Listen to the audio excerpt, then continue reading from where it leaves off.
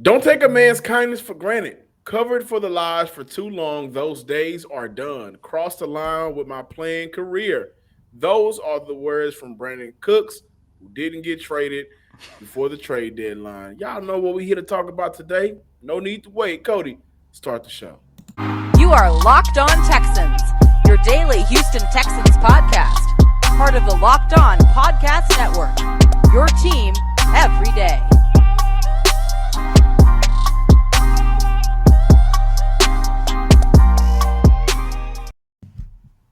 Welcome, everybody, to a Wednesday edition of the Locked On Texan podcast, a part of the Locked On Podcast Network, your team every day. Today's episode of Locked On Texans is presented by Prize Picks. Prize Picks is daily fantasy made easy. Pick 2 to 5 players, and if they score more or less than their Prize Picks projection, you can win up to 10 times your money on your entry. First-time users can receive a 100% instant deposit match up to $100 with promo code LOCKED ON. That's prizepicks.com, promo code LOCKED ON. I'm John Hickman. This is Cody Davis. And there is no way you watch this show each and every day, 3 times a week, twice a week, 4 times a week. There's no way you don't watch this show. There's no way you don't follow the Houston Texans, and no, we're not going to open it up with Brandin Cooks not getting traded before the trade deadline. And I think that before we talk about it not happening, I do want to let you guys know that the Cowboys and the Houston Texans discuss a potential trade involving wide receiver Brandin Cooks until the final minutes before the NFL trade deadline expired. Draft pick compensation and the $18 million guaranteed salary for Brandin Cooks in 2023 could not be resolved in time. And I want to let you guys know that the Dallas Cowboys have a second-round pick. It would have been 60th and a third-round pick, which would have been the 91st pick in the NFL draft. So that fell through with Brandin Cooks in Dallas. That was a team that I thought was really more of the landing spot for Brandin Cooks. I think they're in Super Bowl contender mode right now. Got Dak back, that offense is rolling, and they want to get another weapon to go along with CeeDee Lamb. And I thought that Brandin Cooks and Dallas would have been perfect for one another. But overall, I think the biggest issue was the contract extension that was signed earlier this year. I think in April, I want to say. And Lovie Smith said he talked to Brandon whenever you guys spoke to him, Cody. He said, when I say a guy is excused for personal reasons, I never talk about personal reasons. And if the Texans receive offers for Cooks, if we did, we're not going to talk about it. There we have it. Brandin Cooks is still a Houston Texan as of right now. Did miss practice for personal reasons, as I just mentioned. But, Cody, I'm going to let you take it because once I get it, I probably ain't going to stop. Oh, by the way, we are joined by Brandon K. Scott today, so I forgot to mention that.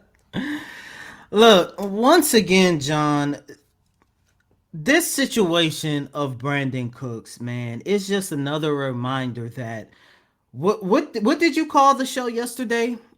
What was the title? Of Optics.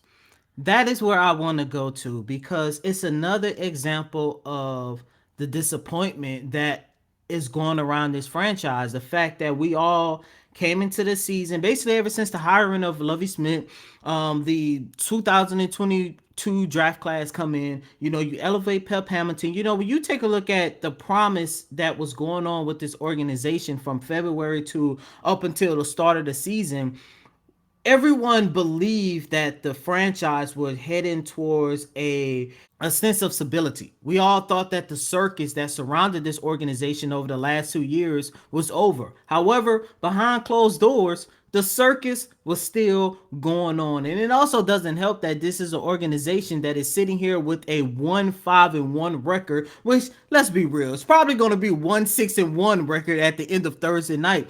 I say all that just to say that is part of the reason why Brandin Cooks is so frustrated and now wants out of the city of Houston, because when he signed that contract extension, he did so in good faith, believing that this was an organization. Yes, it was still going to be early in the rebuild, but given the fact that there was a sense of stability, given the fact that there was a sense of hope, given the fact that this was an organization that would have competed a hell of a lot more better than they did last year, that is part of the reason why he decided to come back and rejoin this organization. And it's kind of ironic now that you're looking at this situation and by the way, the former franchise quarterback for the Houston Texans, Deshaun Watson, shared his support of Brandin Cooks. And it once again showcased that this is a franchise that is just in turmoil. That's what it is. And you could sit here and I see people say on Twitter, whether or not he should have signed the contract extension or not.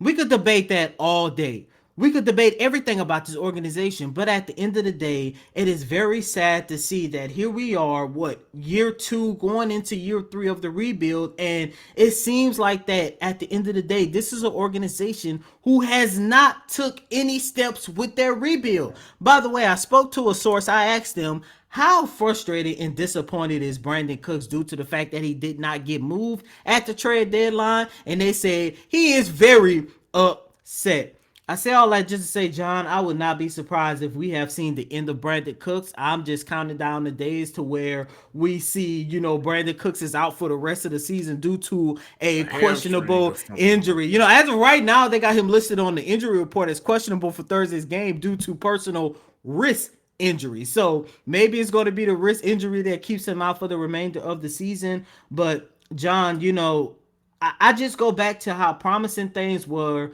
at the beginning of the year, because not only Brandin Cooks, Laramie Tunsil came back and brought in as well, and everything just fell apart as soon as the 2022 campaign got started. Definitely want to say rest in peace, take off before I go. Man. I got a few things I want to address with this Brandin Cooks situation. Number one,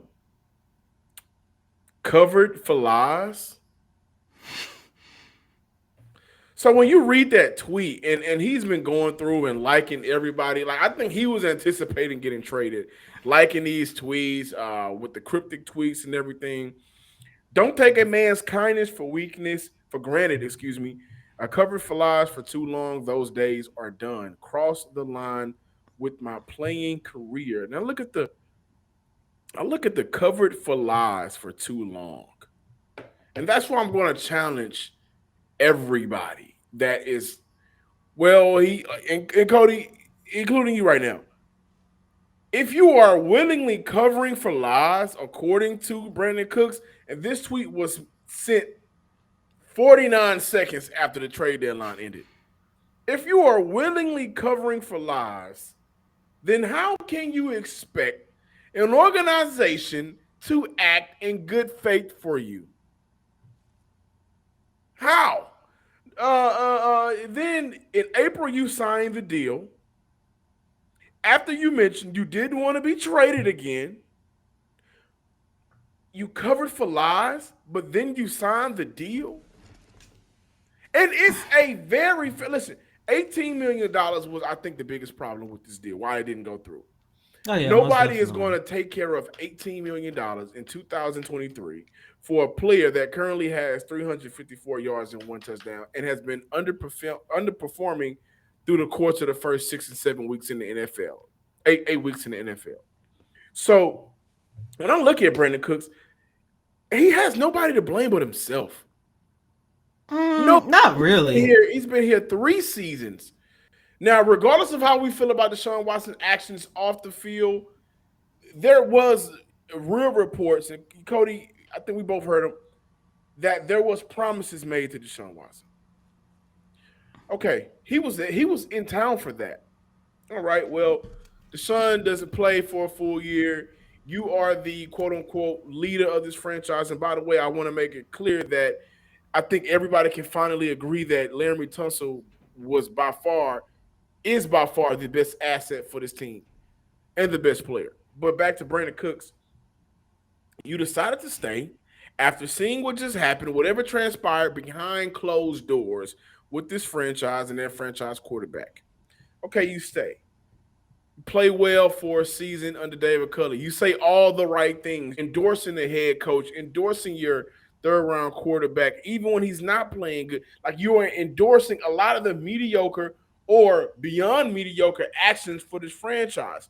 And how do they reward you? Well, they need for you to cover up lies. That's number one, according to your tweet. And then they reward you with an $18 million contract. You had an opportunity at the time, knowing what you knew. Apparently, you knew a lot when you mentioned covering for lies. You knew what was going on in this organization. And I find it funny that a lot of this is coming out now that Jack Easterby is gone. So we really can understand how much of a handprint this man had on these contracts getting signed and these players that was in Houston getting overpaid. But you stayed through all of that. And now all of a sudden you are expecting this franchise to act on good faith with you after you are knowingly and willingly covering up some of these lies according to you, and you're underperforming.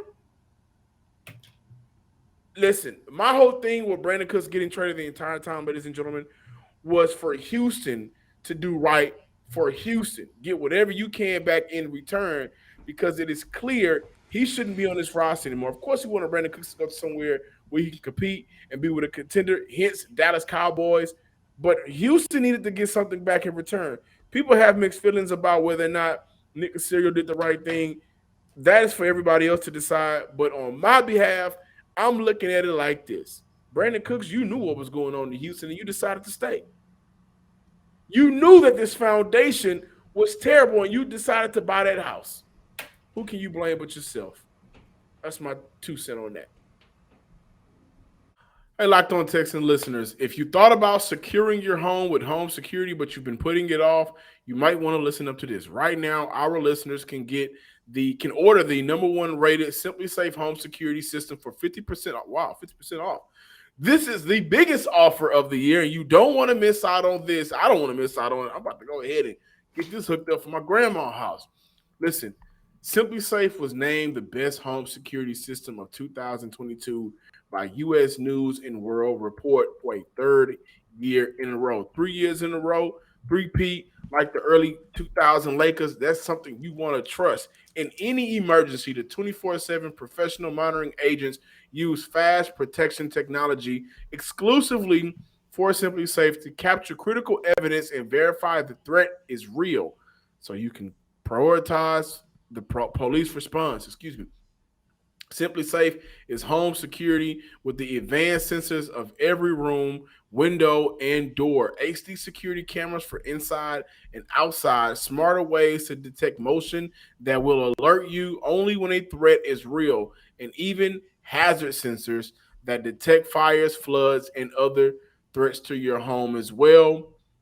So don't miss this chance to save big on the only security system I recommend. Get 50% off any new Simply Safe system at simplysafe.com/Locked On Texans today. Again, this is their biggest discount of the year. You don't want to miss out and wait on it. Go to simplysafe.com/Locked On NFL. There's no safe like Simply Safe. Welcome back in, Locked On Texans listeners and viewers. I know we started off the show talking Brandin Cooks, came in hot. And then I slid in that Brandon K. Scott was joining us. But because the game is on Thursday, we're switching it up a little bit. Brandon K. Scott is joining us today on Wednesday. And, of course, K. Scott, we got to talk about B. Cooks. Y'all share the same name, and I wish y'all shared the same salary. Maybe you would have looked out for us a couple of times.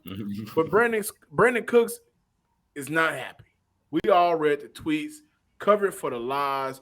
He expected to be traded, and I think that behind closed doors there was somewhat of an agreement placed between the parties that we're going to get you up out of here. Didn't happen. $18 million due next year. Decline in play. Are you really surprised that Brandin Cooks is still a Houston Texan? Well, I'm not surprised that he's still a Houston Texan based off of the whole salary situation and the fact that you need two parties for a trade. It's not like just because Brandin Cooks wants to trade or just because the Texans want to trade him that a feasible trade is out there. So that part of it doesn't necessarily surprise me. All the other stuff, though, is what surprises me, how this thing is unfolding, how it's playing out. Like, I could have seen a scenario, obviously, since we're talking about it, where Brandin Cooks gets traded at some point. That I don't think would have surprised us. But I think if you had asked any of us a week ago, 2 weeks, maybe 2 weeks ago, certainly, like if Brandin Cooks is not going to be on this team in the near future, do you think it'll be an amicable split? Do you think that they will part ways peacefully, the way they have with some others, quite honestly, recently? Others who you even knew that there was some acrimony or some type of beef there. And I never saw that coming, especially based off of the fact that Brandin Cooks has been one of the more front-facing guys of the franchise the last 3 seasons, leader guy, culture guy. That was part of, like, that was supposed to be a part of the appeal with Brandin Cooks, on top of being a pretty good football player. Like, he's one of the few guys that fit both characteristics of culture guy, locker room guy, and can put him on the football field and expect production, and so that part of it is surprising to me. What the reasons might be are confusing to me. Like, take the tweet, for example, the one about covering up lies. What's he talking about? Like, what lies is it covered up, other than to go out there and make this crap product sound like it's something worth watching and worth following? I think he's been tasked with, like, again, being one of the more front-facing folks of the rebuild, so, like, is he talking about that? Because that's just part of the job, just kind of putting on a good face. So I'd love to know what the beef really is. Like, I found it hard to believe ever since Jack Easterby was fired and we heard from Brandin Cooks for the first time after that. I still found it hard to believe that Jack's departure could negatively affect him to this degree. Like, sure, he likes Jack, has a relationship with Jack and all of that, and maybe he hates to see him go, but to this degree, to where, like, now all of a sudden you don't want anything to do with the loser. Like, to me, there's just got to be more to it that we don't know about or don't fully understand. More to the story of why he's so disgruntled. But as far as him still being here, yeah, no, I get, based off of the production, like you mentioned, John, based off of the production, why a team wouldn't want to pay $18 million to Brandin Cooks next year. B. Scott, we're going to talk more about how bad the Texans played on Sunday and what's going to happen on Thursday a little bit later on in the show. But I do want to ask your opinion on this. How disappointing is it to see that the Texans are still in this same situation of not moving forward in the rebuilding prospect? I mean, we're sitting here talking about Brandin Cooks. A lot of people are sitting here wondering, why did he sign the contract? You was there every single day, like me, like John, like the rest of our colleagues, that the day that they hired Lovie Smith, the day that they promoted Pep Hamilton, you had a good draft class. It seemed like that this organization was moving in the right direction. And here we are, November 1st. They're 1-5-1, probably 1-6-1 by the end of Thursday. And it seems like that this organization has actually taken a step back in comparison to where they were last year with everything that was going on in 2021. Yeah, it's disappointing. I mean, it's super disappointing, and especially since not that long ago, even in the midst of the losing this year, I felt like progress was being made just for the simple fact that you had young talent out there that was getting experience.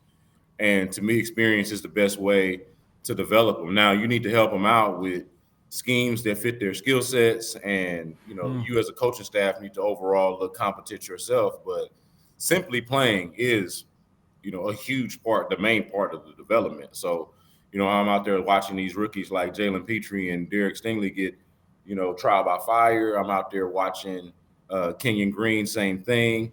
Dameon Pierce emerging as their best offensive player as a rookie. So, like, these things made me feel good about where they were headed.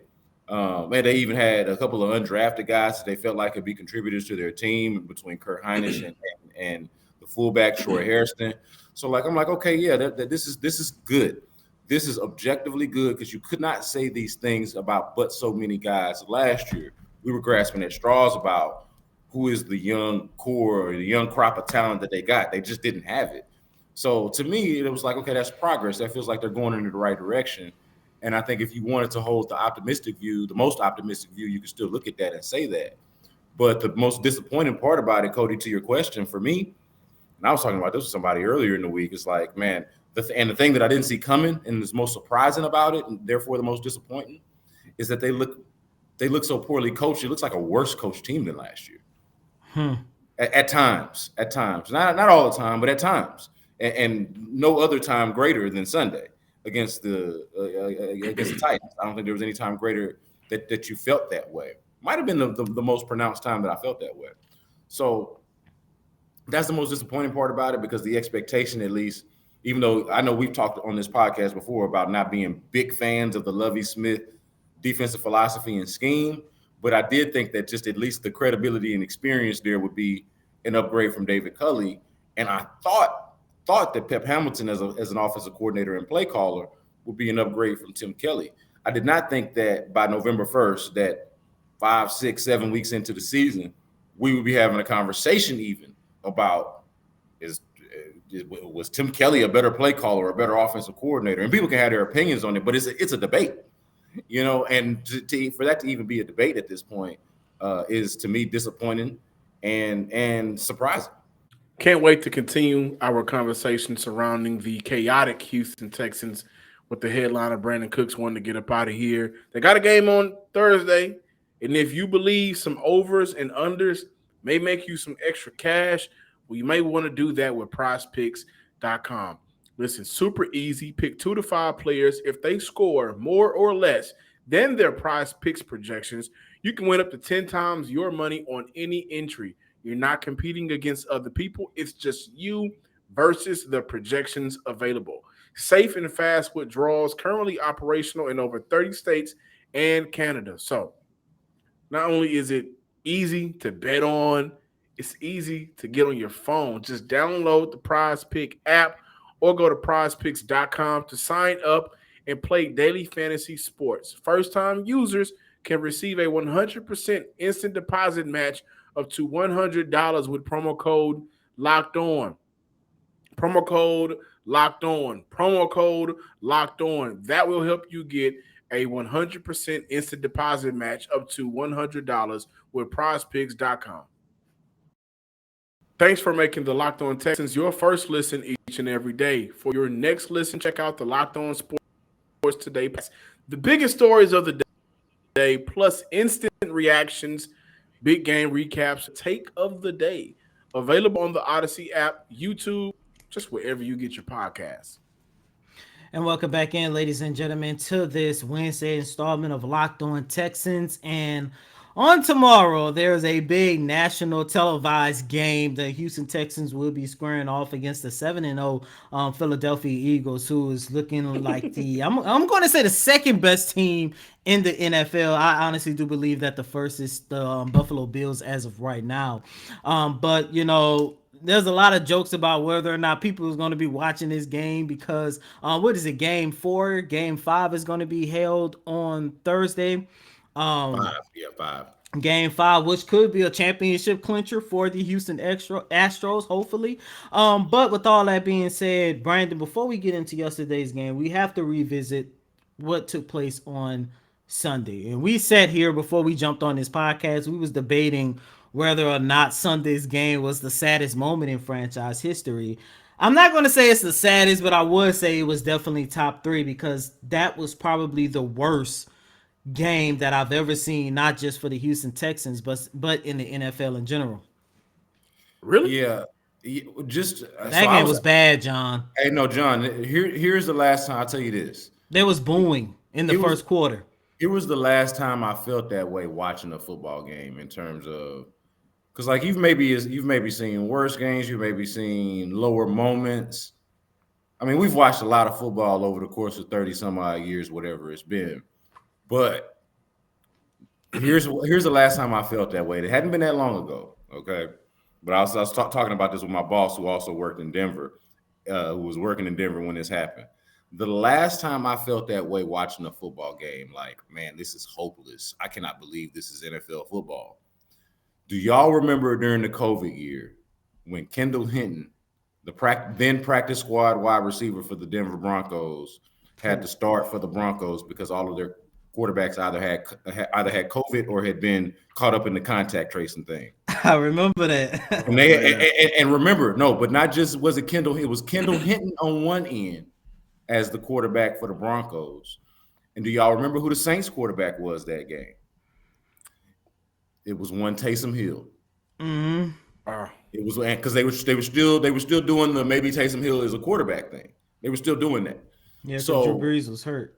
right. So Taysom Hill started on one end, and Kendall Hinton started on the other end, and it was one of the worst football games I've ever watched. Like in NFL, I mean NFL, obviously, like not counting lower level. It was one of the worst NFL games I've ever watched in my life, and the feeling was, okay, you can explain why this is happening. Obviously, they're in a jacked up. The Broncos didn't even feel like they should have had to play the game, and the Saints were doing some weird experiment at quarterback because they knew they needed to figure out that situation. Drew Brees was on his way out. Like you could understand and justify how that game came to be, and it was just kind of a spectacle.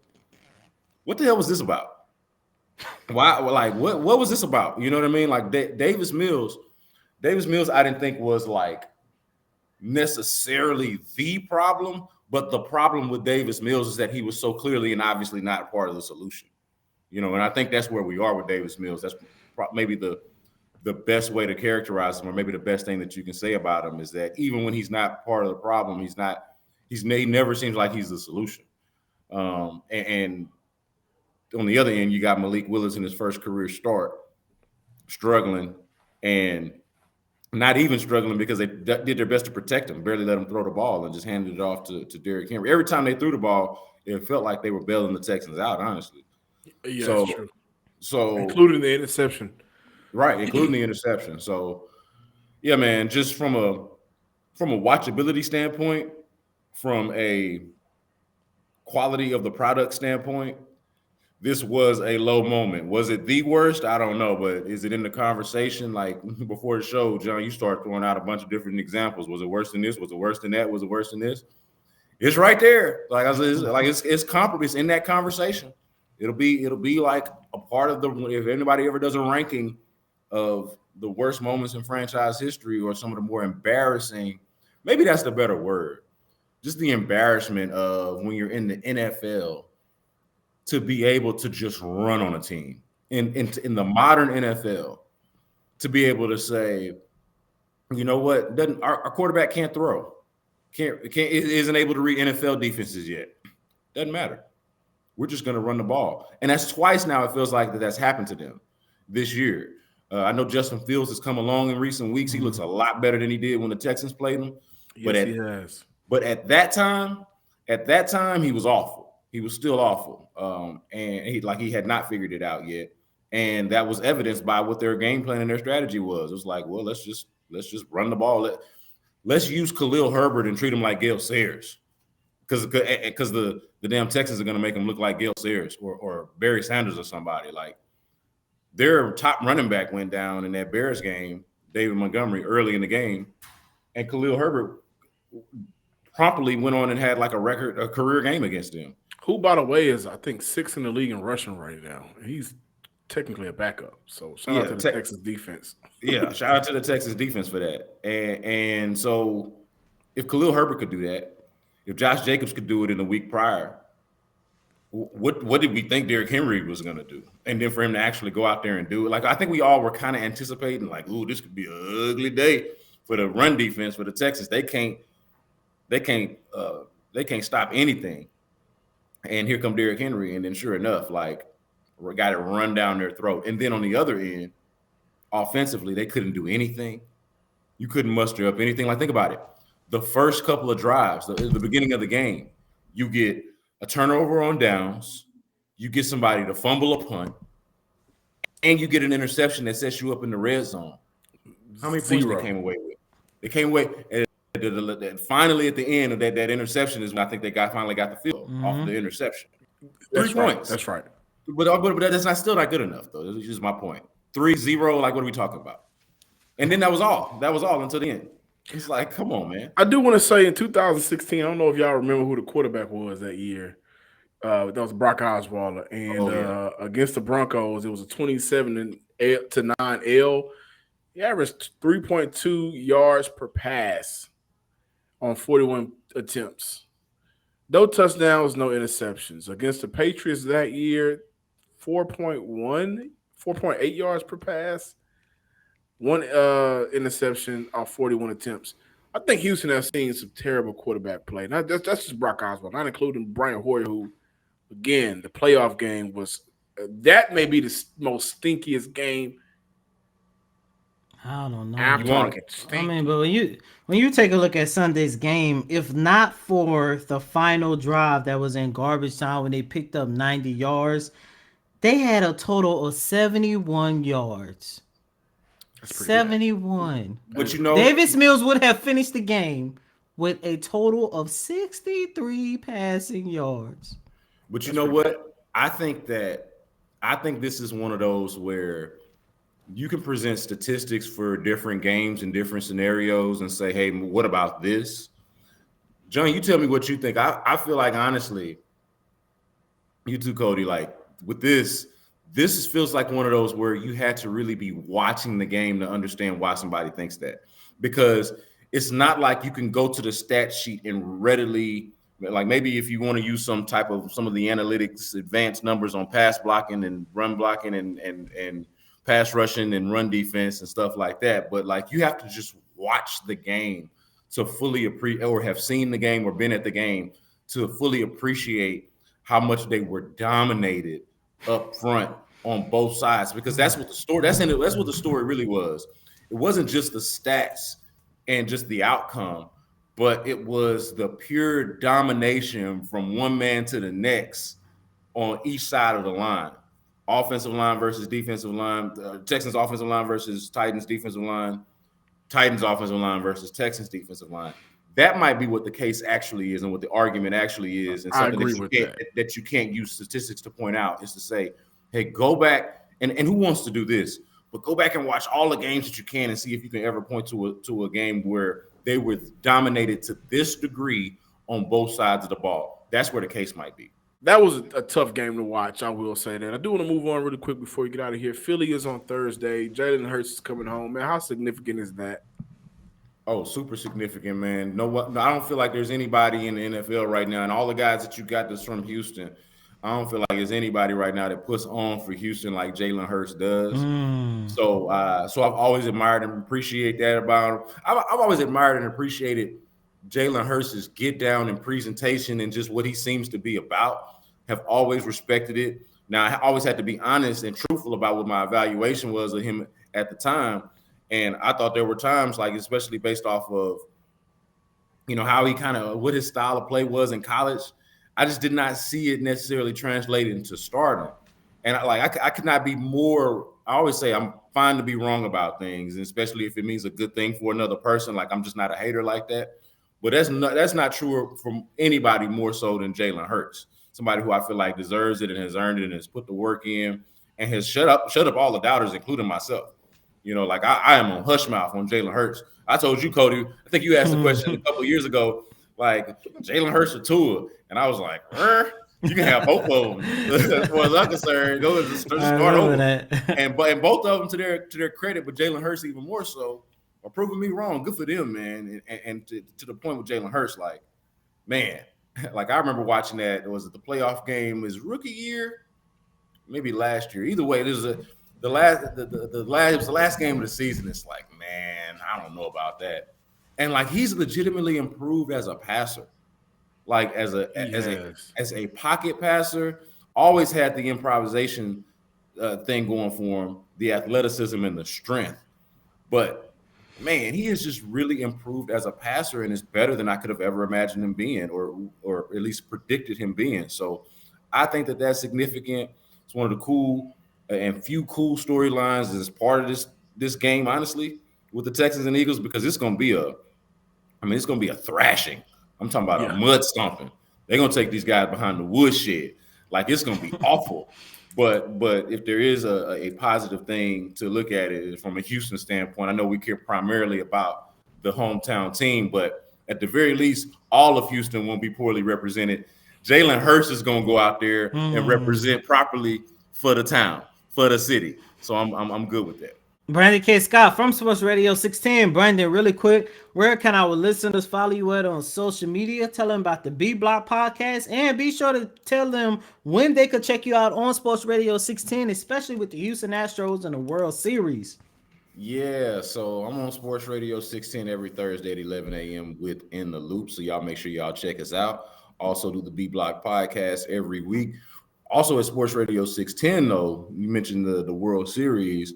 Landry Locker and I from In the Loop, we're both doing a post-game show digital. It's on YouTube, on all Sports Radio 610s, the YouTube, Facebook, and Twitter accounts. So if you're on any one of those three things, Check it you can out. find just search for Sports Radio 610. That's been a lot of fun. And we got some other stuff coming down the way. I'm not sure if I can announce it yet, but make sure that y'all are following me at Brandon K. Scott for any new developments with your boy. I gotta say this really quick, man. I need another Bebop podcast guest appearance.